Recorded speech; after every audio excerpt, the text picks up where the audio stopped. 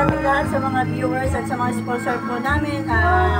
Andito na po kami sa bahay ni na Kuya Carlos. Ngayon po, paalis na po sila. Ihatid po namin ang Terminal 2 ng Maynila po. Para makauwi na po sila ng Mindanao. Ayan, tara. Hoy, mga nakabihis na sila.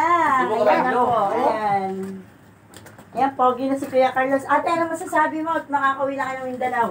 Masaya po, makakauwi na po ang Mindanao. Ayan. Ikaw, Kuya Carlos. Masaya rin po kasi makauwi na po. Magkita ng magulang ko. Ayun. Tatagal mo ng loob mo na, Kuya. At huwag masyadong sobrang excited. Ayan. Naka-ready na po sila. Tara po para ano na po tayo. Yeah, tara na. Makabiyahe na po tayo. Ayan. Sige. Di ba gamit nyo ate?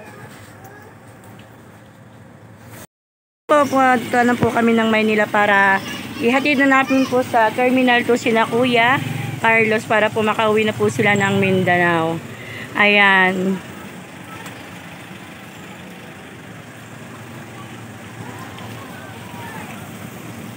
Ayan na po pali. Kasama ko rin po kasi yung pamilya ko para makaano na rin po sa kanila. Ayan.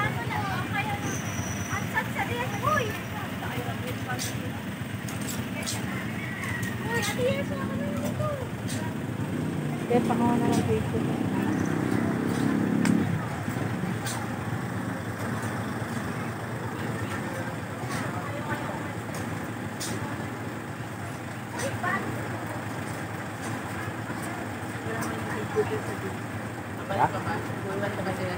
Doon?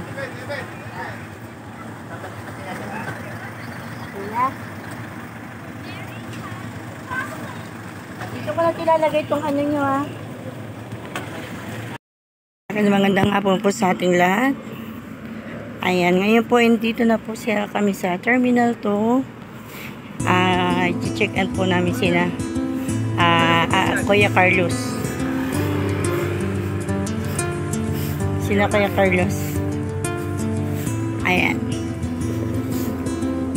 Hatid po namin.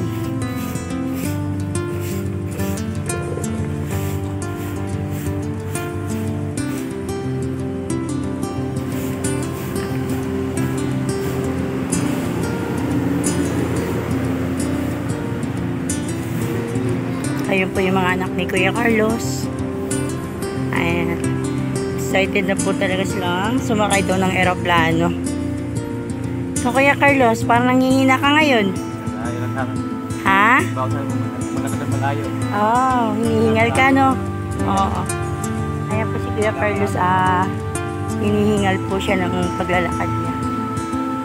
So, ngayon po, ngayong araw po na to, nandito na po kami sa terminal. Yun nga po. Pa-flight na po sila ngayong 5 PM. Yan po. Hangad ko po sana maging maayos po yung flight nila para po nang sa ganun makapiling niya po yung kanyang pamilya, makasama niya po yung kanyang magulang. Ayan po si Kuya Carlos. Ayan po. Nandito po kami sa Terminal 2.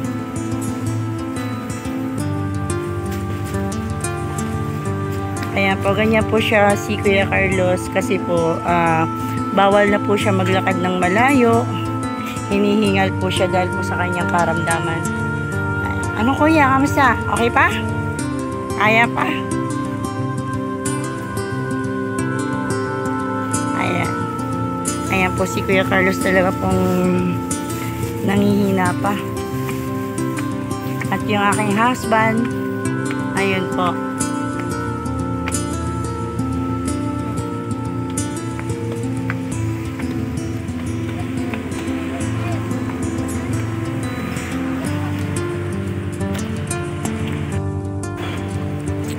Ayan na po kami dito sa terminal kung saan po sinamahan na po namin, inihatid na po namin sila para mag-check-in na po.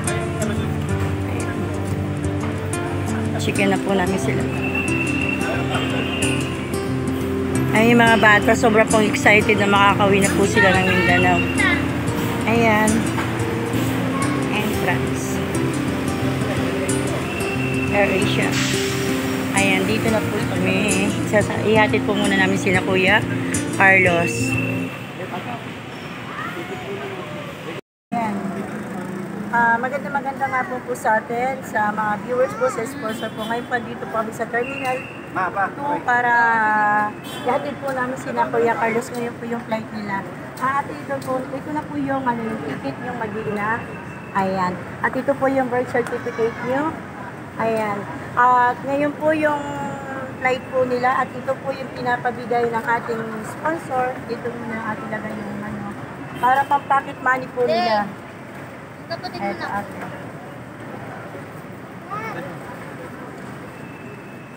Ayan, talaga po excited na po kasi yung mga bata sumakay ng eroplano.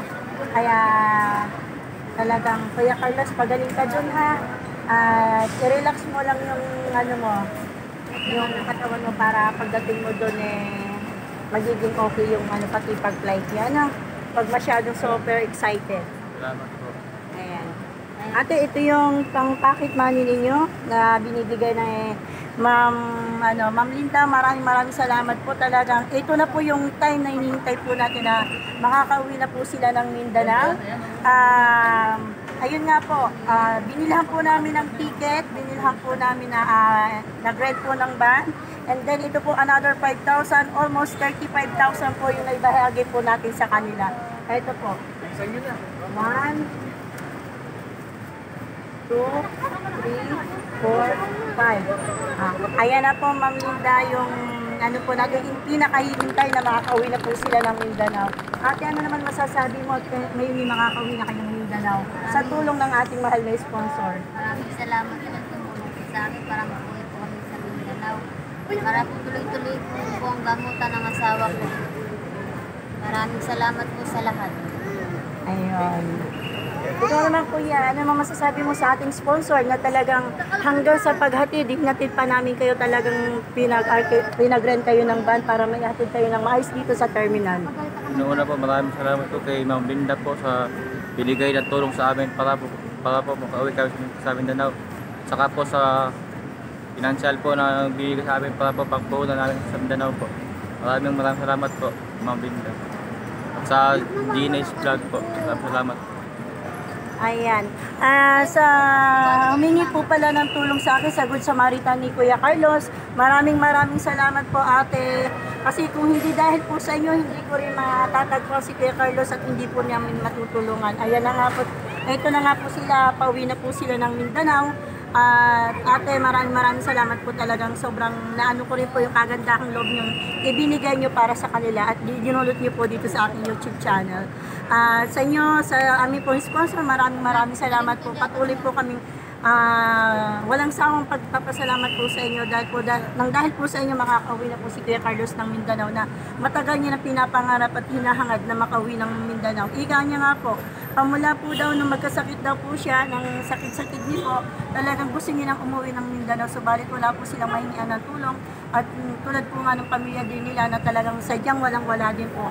Ayan at dumating po tayo sa buhay nila kaya po sila makakauwi na ng Mindanao. Yan. Kuya, yun ang masasabi ko na kuya, communicate na lang tayo, update na lang tayo kuya pagdating mo ng Mindanao para malaman din namin kung ano nag-sitwasyon mo sa Mindanao na. Ayan. Ate, ingat kayo. Kagaling ka rin kuya. Pero ano masasabi mo at makakauwi na kayo ng Mindanao? Happy ka ba na makakauwi ka ng Mindanao? Opo. Opo. Ano masasabi mo sa ating sponsor? Ay, ang galing naman. Ikaw kuya, ano masasabi mo? Mahihayin. Ka na lang kuya. Maraming salamat kuya ha. Opo. At yan, sana pagtabayan kayo ng Panginoon para kayo maging maayos ang inyong flight. Ayan, bye-bye po. Bye po. Ayan, dali picture. Tanong na lang kayo ron. Para yan. Visit daw dito. Wala po. Kayo mga po. Ikaw na lang kuya makulit. Para hindi na magkakatapin sa mga mga ano. Hawakan mo to. Bakit ang sigurd? Tanong kayo ron ha, tanong ano. Pagaling kuya ha. Tawag ulit kayo. Kaliwa lang daw kayo, kaliwa. Tanong na lang kayo doon. Mga number doon, pila kayo may number. Yung oras nyo, alas 5 Gs. na ba yan? Ay, 5:30 pala. Alas 5. Alas 4. Ila na. Ano naman gusto ko?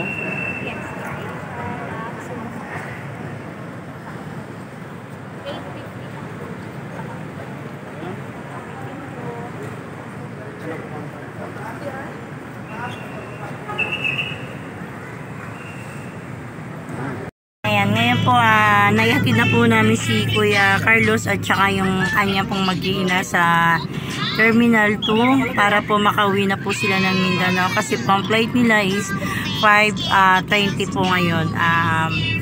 Sana po patuloy niyo rin pong subaybayan ang aking munting YouTube channel para po mas lalo po tayong maraming matutulungan at maraming salamat po sa aming punong barangay na si Kapitano Ihonyo Sofiana. Siya po yung naging ano po namin para makapunta dito sa Maynila para makaluwas po kami. Siya po yung sinakyan po namin kanyang sasakyan. Ayan. Ayan po. Pawi na po kami.